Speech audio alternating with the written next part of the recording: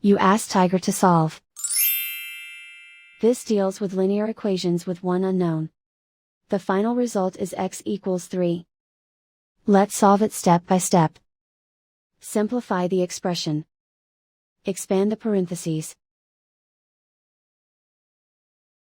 Multiply the coefficients. Simplify the arithmetic. Group like terms. Combine like terms.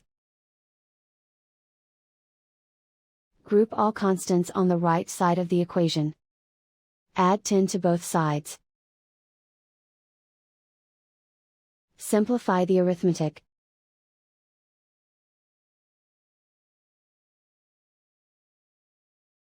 Isolate the x. Divide both sides by 4. Simplify the fraction.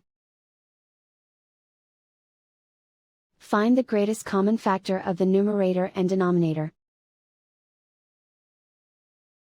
Factor out and cancel the greatest common factor. And so the final result is x equals 3.